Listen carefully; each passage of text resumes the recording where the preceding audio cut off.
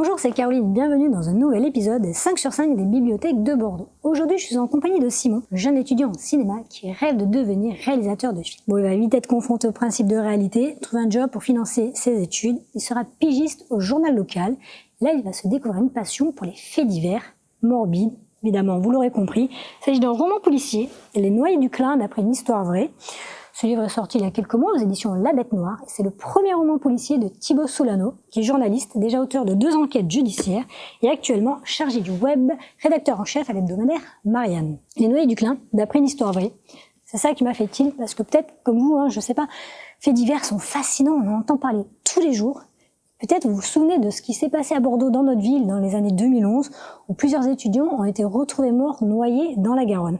Ça, c'est le point de départ pour Thibaut Solano, pour notre roman policier, Les Noyés du Clin. Donc Simon va être confronté à un meurtre, celui de Vincent, lui aussi étudiant à la fac de Poitiers. Mais Vincent va pas être le seul. Il va y aussi avoir le meurtre de Lisa, d'Arthur, Adrien, Eric, tous retrouvés morts noyés dans la rivière qui traverse Poitiers, le Clin. Alors est-ce de simples accidents, mauvaises rencontres, plutôt des suicides de jeunes en mal de vivre, ou alors un gang de voleurs d'organes s'est viré sur Poitiers, voire même un tueur en série?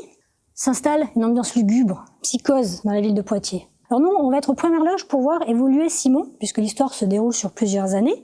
On va le voir devenir de simples pigistes, agoraphobes, angoissés, fragiles, timides, en un journaliste émérite, talentueux, courageux. Et son acharnement à vouloir connaître la vérité lui vaudra de belles sueurs froides. Ce roman est non seulement un polar d'enquête, un jeu de pistes déroutant, mais c'est aussi la description d'une France fracturée. L'écriture de Thibaut est simple, mais juste. On a des chapitres courts qui nous rythment l'histoire, un style direct, incisif, et bien que l'hémoglobine ne fasse pas partie des personnages principaux, le suspense est de mise et ce cold case vous garantit une lecture addictive. Alors venez vous perdre dans les jeux troubles de Thibaut Solano, journaliste le jour pour écrire des histoires, le soir romancier pour en inventer.